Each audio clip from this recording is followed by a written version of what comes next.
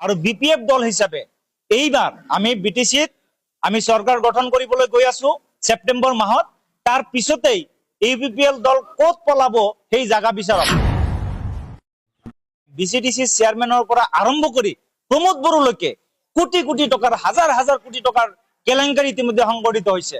কিতাপৰ নামত কেলেঙ্কাৰি হয়েছে, ট্ৰেক্টৰ বিতৰণ কৰাৰ নামত কেলেঙ্কাৰি হয়েছে, ইয়াত আপনাৰ বিভিন্ন সাপ্লাইৰ নামত কেলেঙ্কাৰি হয়েছে, বিসিডিসিত কেলেঙ্কাৰি হয়েছে, আপনাৰ গৃহ প্ৰদানেৰ নামত কেলেঙ্কাৰি হয়েছে, প্ৰতিটো সেক্টৰত ইয়াত কেলেঙ্কাৰি কৰিছে। প্ৰমোদ বড়ো ডাঙৰীয়াৰ উচতনিৰ কাৰণে তেওঁলোকে বিভিন্ন সময়ত বিভিন্ন ঘটনাবিলাক সংঘটিত কৰি থাকিল আৰু প্ৰমোদ বড়ো ডাঙৰীয়া হৈছে অশান্তিৰ মূল নায়ক। প্রমোদ বড়ো এজন ভুয়া নেতা আর তেওর যিমান কথা বতরা গোটেখিনি ভুয়া, আর তেও যি শান্তির স্লোগান দিছে এই শান্তির স্লোগানও সম্পূর্ণরূপে ভুয়া। গতিকে এনেকুৱা ধৰণৰ ভুয়া নেতাক ৰাইজে ইতিমধ্যে বিদায় দিয়াৰ কাৰণে সংকল্প গ্ৰহণ কৰেছে।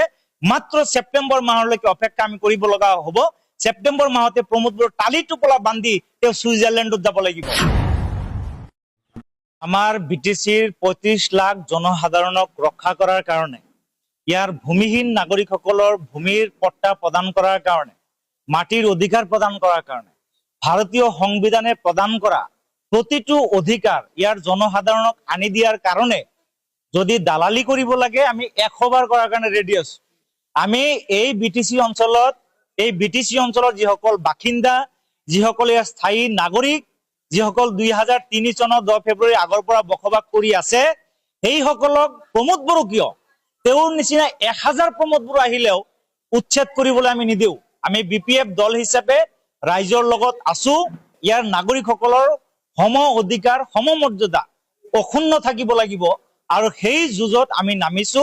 আৰু বিপিএফ দল হিচাপে এইবাৰ আমি বিটিসিত আমি সৰকাৰ গঠন কৰিবলৈ গৈ আছো সেপ্টেম্বৰ মাহত। তাৰ পিছতেই ইউপিপিএল দল কত পলাব সেই জায়গা বিচাৰক। কাৰণ আপনাৰা জানে বিসিডিসি চেয়াৰম্যানেৰ পৰা আৰম্ভ কৰে প্ৰমোদ বড়োলৈকে কোটি কোটি টাকাৰ হাজাৰ হাজাৰ কোটি টাকাৰ কেলেঙ্কাৰি ইতিমধ্যে সংঘটিত হয়েছে। কিতাপৰ নামত কেলেঙ্কাৰি হয়েছে, ট্ৰেক্টৰ বিতৰণ কৰাৰ নামত কেলেঙ্কাৰি হয়েছে, ইয়াত আপনাৰ বিভিন্ন সাপ্লাইৰ নামত কেলেঙ্কাৰি হয়েছে, বিসিডিসিত কেলেঙ্কাৰি হয়েছে, আপনাৰ গৃহ প্ৰদানেৰ নামত কেলেঙ্কাৰি হয়েছে, প্ৰতিটো সেক্টৰত ইয়াত কেলেঙ্কাৰি কৰিছে। ২০০৩ চনৰ ১০ ফেব্ৰুৱাৰী তাৰিখে যেহেতু বিএলটিয়ে অস্ত্ৰ সম্বৰণ কৰিলে, একেলগে এনটিপি অস্ত্ৰ সম্বৰণ কৰিব লাগিছিলে, তেওঁলোকে নকৰিলে। প্ৰমোদ বড়ো ডাঙৰীয়াৰ উচতনিৰ কাৰণে তেওঁলোকে বিভিন্ন সময়ত বিভিন্ন ঘটনাবিলাক সংঘটিত কৰি থাকিল আৰু প্ৰমোদ বড়ো ডাঙৰীয়া হৈছে অশান্তিৰ মূল নায়ক। গতিকে সেইগৰাকী ব্যক্তি আজি বগা কাপোৰ পিন্ধি আহি কৈ আছে যে মই ডাঙৰ শান্তিৰ দেৱদূত। তুমি কি কৰিছা সেইটো মনত পেলোৱা। ২০০৬ চনৰ পৰা প্ৰমোদ বড়ো ডাঙৰীয়া ২০০৮ চনত ২০১০, ১২, ১৪ এই ঘটনাবিলাক প্ৰমোদ বড়ো ডাঙৰীয়া পাহৰি গল নেকি? তেওঁৰ উচতনিত হোৱা নাই বুলি তেওঁ কব বিচাৰে নেকি? তেওঁ কিহৰ কাৰণত ৰাইজক ইমান আবেগিক কথাবিলাক কৈ আছিলে? মূৰৰ চুলি খুৰাই দি পেলাই কি কি কথাবিলাক কৈছিলে এইবিলাক তেওঁ পাহৰি গল নেকি? তেওঁ ৰেল লাইনত বহি কি কথা কৈছিলে?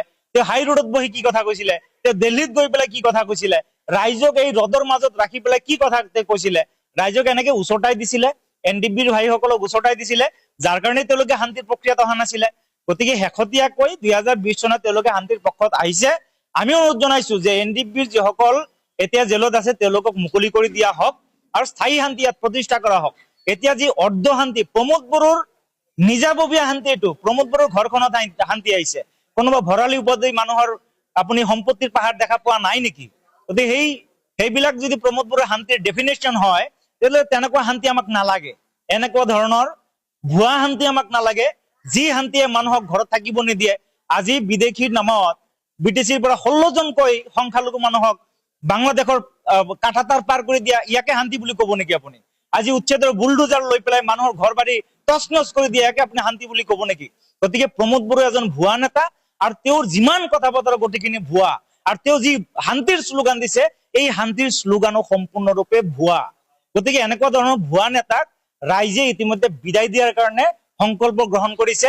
মাত্ৰ সেপ্টেম্বৰ মাহলৈকে অপেক্ষা আমি কৰিব লগা হব। সেপ্টেম্বৰ মাহতে প্ৰমোদ বড়ো টালি টোপলা বান্ধি তেওঁ সুইজাৰল্যান্ডত যাব লাগিব। তেওঁৰ যি সপোনৰ সুইজাৰল্যান্ড বনাইছে এই সুইজাৰল্যান্ডত তেওঁ গুচি যাওক। এই বিটিসিত তেওঁৰ ভাত নাই। প্ৰমোদ বড়োয়ে যি কেলেঙ্কাৰি কৰিছে, ৫০০ টাকা দামৰ কিতাপ ১৫,০০০ টাকাত বিক্ৰি কৰা প্ৰমোদ বড়ো, ট্ৰেক্টৰ তেওঁলোকৰ দলীয় সিম্বল ১৫২ কোটি টাকা কেলেঙ্কাৰি ট্ৰেক্টৰৰ নামত কৰিছে। গতিকে সুইজাৰল্যান্ড কিয় আৰু কৰবাত মাটি কিনিছে নেকি আমাৰ সন্দেহ হয়। গতিকে এইগৰাকী প্ৰমোদ বড়ো বিটিসিত ভাত নাই। তেওঁ বিটিসিৰ বাহিৰত গৈ কৰবাত এতিয়া অৱশ্যে প্ৰমোদ বড়ো ডাঙৰীয়া বিটিচিৰ বাসিন্দা নহয়, আপোনালোকে জানে, ভোটটো থাকিব পাৰে, তেওঁ ৰঙিয়াৰহে বাসিন্দা, তেওঁ ৰঙিয়াতহে ঘৰ বনাইছে। তেওঁ যেনেকে ৰঙিয়াত নিজৰ ঘৰখন বনাইছে বিটিচিৰ বাহিৰত, ঠিক একেদৰে বিটিচিৰ যিমান ঠিকা ঠুকুলি আছিলে গোটেইখিনি বিটিচিৰ বাহিৰৰ ঠিকাদাৰ বিলাকক দিছে। গতিকে প্ৰমোদ বড়ো ডাঙৰীয়াই বিটিচিৰ কাৰণে তেওঁ চিন্তা নকৰে, আনকি তেওঁ বোলে বিয়াও বোলে বিটিচিৰ বাহিৰতে পাতিছে। গতিকে এনেকুৱা নেতা বিটিচিৰ কাৰণে কি ভাল কাম কৰিব, কি ভাল চিন্তা কৰিব? মইতো দেখা নাই স্বজাতিৰ কাৰণে কিবা ভাল কাম কৰাৰ নজিৰটো প্ৰমোদ বড়ো দেখুৱাব পৰা নাই। তেওঁ ইতিমধ্যে নিজৰ স্বজাতিৰ মানুহক কিমান উচ্ছেদ ইতিমধ্যে কৰিলে, উচ্ছেদৰ জাননী প্ৰদান কৰিলে। গতিকে এইবিলাক বহুত প্ৰশ্ন।